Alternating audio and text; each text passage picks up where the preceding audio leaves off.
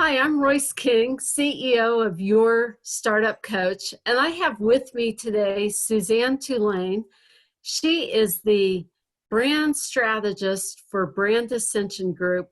And Suzanne, I am so glad that you joined me today because I think that what you have to say fits in so well with what startups struggle with and some of the challenges that we're trying to solve. And so as we launch this new program for startups, let's dive in and give them some meat and help them solve some of the challenges and questions that they might have today, and just kind of add some value and ask each other some questions. So I'll let you go ahead and get started and ask Great. the first question. Yeah, thanks for having me on here, and it's great to support you in your mission to help these startups and to enable the brand component to really be a part of that. I appreciate that, Royce. So I do have a question for you. If you could answer, what are the top 2 reasons startups get funded? Startups will either lose or get funding based on 2 criteria within their pitch. The first is team. Not only do you need the competence and confidence within your skill set, but you have to show commitment and passion. If that funder thinks that you're going to be off on the slopes or whatever your favorite hobby is, and you're not committed to growing your business, they are not going to fund you. They also have to know that you're coachable. I sat in a due diligence screening not too long ago, and one of the startup founders was asked if he was coachable, and his response was something to the effect of, well, if they have something valuable to say. Gosh, you know, when you're sitting in a room full of funders with discretionary income to help scale your business, you don't think that they've earned that money by being successful and that they have something valuable to give you in terms of coaching and mentorship? They absolutely do. So your team is the first criteria. Your financials are the second. You know, projections on the P&L are always just projections. They're not accurate. But if they are so out of line that they don't think you've done your homework or you're too optimistic, they are not likely to fund you. And those are the biggest 2 mistakes that startups can make, either to not get funded or the 2 things that make them shine and get chosen among the other startups.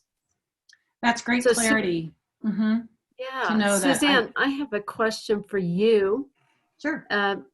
Why is branding so important to business anyway? Tell us why you're here and what value you're going to add to the program that we're rolling out.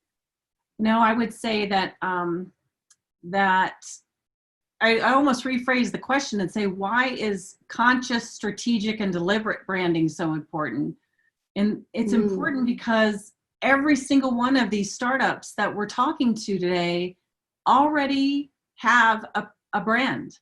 You know, when they really think about what a brand is, because when we understand a brand is just a perception, then every single startup who starts up and starts creating relationships in any way, shape, or form with prospects, their community that they work in, their employees, those types of things, they're creating perceptions immediately. So the real question really is, are you in control of it? That's the real question. You already have a brand. Are you in control of it? Which begs the logic of getting more conscious about it, right? So do I want my customers to create the brand in their minds and be in control of my brand, or do I want to control it, right? So customers buy an experience. We know that, you know. It might be a clever marketing campaign that actually gets them in the door, but it's really your brand that keeps them coming back and telling their friends. So when I'm in more control of what I want my brand perception to be, then I can consistently deliver on my promise. I can walk that talk, and I can ensure that all my employees are on the same page in walking that talk. That's brand management, right? It's managing those perceptions that I want others to have of me. So we can all have a great product, but mediocre service and lose customers, right? On the other hand, you can have a middle of the road product, but great service and win customers. So, we just really need to understand that it's that experience that keeps those customers coming back for more. And so how do I create the experience? I have to understand who I am as a brand and what I want that experience to ultimately be with the customer. So that's why it's so important to get conscious, strategic, and deliberate in identifying, defining, and aligning your brand. Love so it. I've got another question for you. What is the number one task that should be outsourced when you're an early stage startup? Ooh, marketing. Why do I say marketing? Well, time is money. And the SBA has done some studies and shows that 33 hours per week can be spent on marketing. And if you're trying to keep all the plates spinning in the air yourself and do all that you need to do with a very small team, there is no way you have 33 discretionary hours per week. It's also your biggest budget on your biggest line item on your budget. You can spend a lot of money going the wrong direction, because unless you have time to really study changes in SEO and other things that change your marketing strategy, you could just be throwing your money down the toilet. And so it's a great idea to outsource your marketing to someone that specializes in that niche. There are people that specialize in content writing only. There are people that specialize in paid ads only.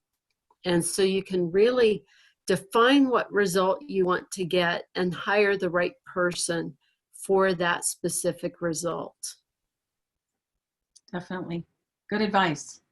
Awesome. So, Suzanne, the next question I have for you is, what's the most difficult thing for a startup when it comes to promoting their brand? Number one, goes right back to marketing, doesn't it? To me, brand is core before you go to market. So clarity is a big one.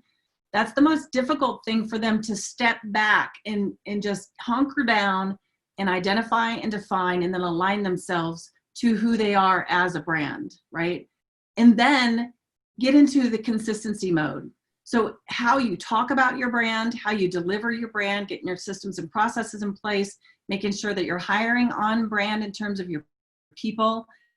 Hands down, it's the most common struggle, because these days our attention spans are so short. We might try a marketing campaign for a week and, it's not working. We throw it out the door and try something new. And that's just money down the drain. You would say that, Royce, too. I know that. The thing is to get super clear and confident on your brand's value position, your brand's DNA, which is what I specialize in, and then trust that communication, the narrative around that messaging for your market is true to who you are and authentic to what you can actually deliver. And I tell you what, if you can have the patience to wait that out and be consistent to build trust in your clients, in your prospects, that is so powerful. That's the most difficult thing for a company to do, is not just be all over the board, and just trying all these different things, but to calm down, get serious, get clear, get consistent and confident in what you have to deliver. And that's what makes the magic happen. Thank you. It's pretty powerful. All right, Royce, your next question is let's see. Did we already talk about the outsource? So list 3 ways a startup can keep their own funnels full. We all want that, right? How do I keep it full? We all want our funnel full so that we're closing sales consistently. And you hit on one of them in your last response, is clarity. Unless you are clear on who your client is and what message you're providing to them, so that you're speaking their language, so to speak, it is very hard to keep your funnel full. But when you know who you're speaking to and what language that they speak so that you're using that language, it's easy to attract your ideal client. And I'll give you a couple of examples. I have one client that works with me, and her target customer is the nonprofit space. And so we can think about nonprofit organizations as a whole, but if we hone in and ask who really is her ideal client, it's the overworked executive director that needs to outsource a task that my client is able to provide. And so when she hones in on the overworked ED, she is more likely to attract that ideal client because she's not looking for just any nonprofit organization. Mm-hmm. And so if we can really clarify and craft that message, it attracts them. The second thing to do is to engage in conversation. What are their pain points? Nurture them with value. Deliver regular content that answers some of the challenges like you and I are doing here. And then third, be involved both online and offline in the groups where your ideal client hangs out. Mm-hmm. Absolutely. Excellent. So the next question I have for you, Suzanne, is you've talked a lot about clarity and the nebulous ideas behind branding, but what are a couple of the fundamentals of branding that every business needs to realize? Well, I'm glad you asked that question because after 16 years of being in this industry, I'm still clarifying this particular fundamental. And it's to get companies to understand the difference between the brand function and the marketing function, that they are two separate processes and functions, tasks within an organization. And that branding is not marketing, it's not the visual logo, it's not the website or the collateral piece, but rather your brand is about identifying and defining and then aligning to a set of attributes that create a specific perception. So that perception builds a value position in the minds of your market. That's the work of developing brand.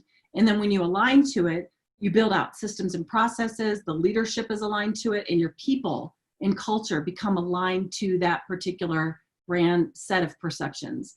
So marketing is the dissemination of that brand perception. Mm-hmm. So it's just a big function of getting the word out there, right? Showing up and promising what you're going to actually deliver in the brand.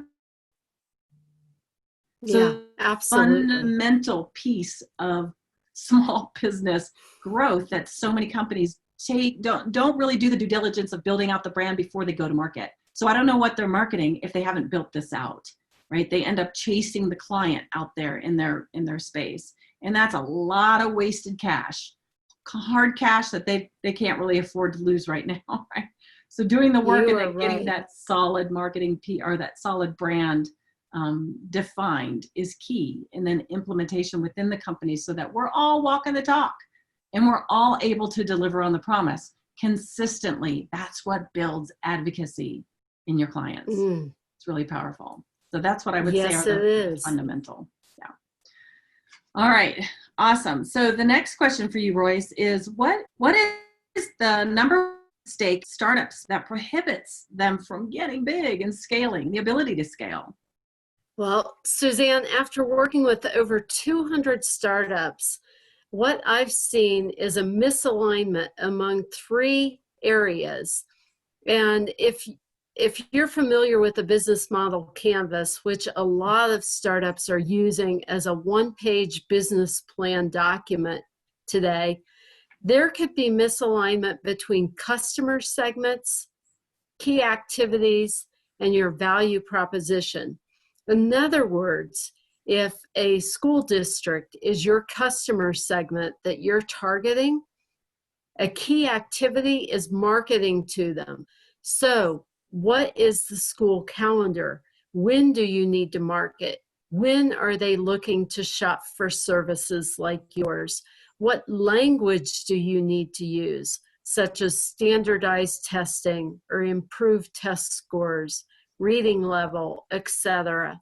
And then what value proposition or what pain point are you solving that they should buy from you among the hundreds or thousands of choices that they have out there?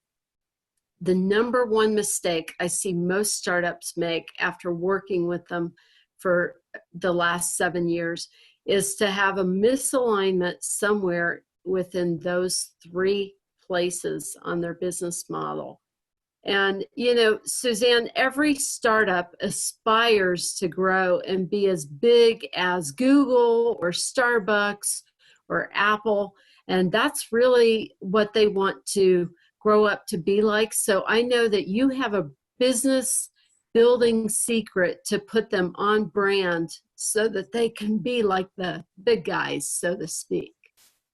Yeah. So why are they so successful, right? Well, they've done the due diligence in identifying and defining who they are as a brand. They don't see branding as this one-shot deal, this marketing campaign or this particular maybe quick fix by changing or rebranding their visual identity. They don't see it that way. They see it as a long-term, very enduring process, and they're willing to actually invest the time and resources into building their brands one step at a time from the inside out at that DNA level. They're strategic, they're deliberate, and they're committed to that particular process to ensure that every brand ambassador within their organization is walking that talk and delivering on that promise. So it's super powerful. All the big guys were once upon a time a small business. So think about Starbucks, right? They started with that one single store. And Howard Schultz back then had this vision. And in his book, he talks about this. Pour Your Heart Into It is what it's called. He reported that Starbucks spent less than 1% annually in marketing the first 12 years of the business. Instead, he didn't spend that in marketing. He spent it in investing in systems and processes, building out his culture and what they actually felt and meant. Working at a store like that, working in that particular type of business, the business, the workers or the employees felt that they were a part of something so much bigger than just delivering a drink, a coffee. So it really created that essence of the brand's value position for the people first that represented the brand. And that fed out into their market and into their communities. And that's what Starbucks has done to really build, and the big guys have done to really build that long-term success model for brand. Yeah, you brought up a couple of great points there, that they were all small at one time. Yep. And that they did not spend a lot of money on marketing. And too many startups think that, boy, if a VC would just fund me, or if I could just find more money, I could get bigger. And oftentimes that's to their demise to have that additional money, because it is that internal culture and systems that makes the biggest impact. Well, what it creates is a sustainability, right? It helps ensure that level of consistency that builds that trust, that creates the history for the client, right? And that's so important for that long term. If you're in it for the long haul, and this might be the startup owner's, bread and butter for the rest of their life, the retirement plan, so to speak, you've got to care enough about it to work at that fundamental level first to get this baby of yours right up and running and working properly. Absolutely. I've got one more question for you, Royce. What's the number one tool for B2B companies, and then the number one tool for B2C companies to market? Well, Suzanne, you and I know that back when we first started our businesses, you would walk into a room and shake hands and introduce yourself and find out about the other person and genuinely connect. But today we're in such a global marketplace that it's hard to connect face to face all the time, especially if we want to scale and become a global business. But we could take those same fundamental principles and use them for online connections.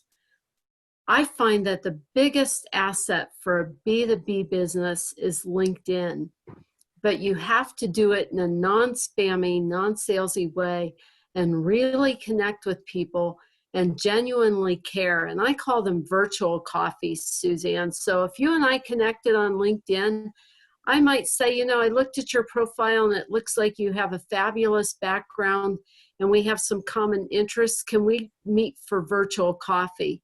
And we'll get on Zoom for 15 to 30 minutes and just really get to know each other as people, because there's a real human behind that profile picture. And if you can get to know that person and add value, business can be generated from it. And so I say use LinkedIn if you're a B2B business. If you're B2C, find one social platform, either YouTube, Facebook, or Instagram, and really commit to it 100% and engage on that platform to connect with your ideal audience. You and I know people that go to every networking event that happens in town, and you see the same people going for that same free drink everywhere.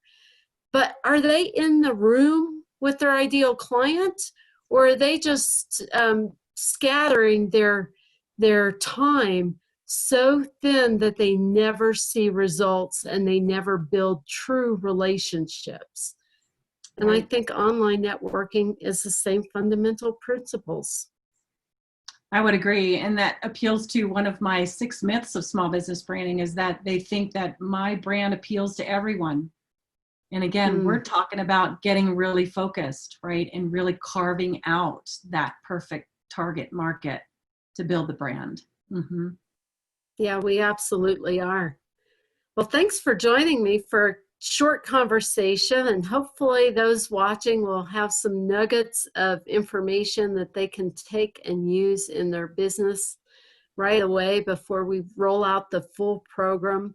And we'll be sharing more details about that program. So if you want to know more, click on the link and make sure you let us know that you'd like to be informed as we roll the program out. Great. Thank you so much for your time. Thank you, Suzanne. Appreciate you being here.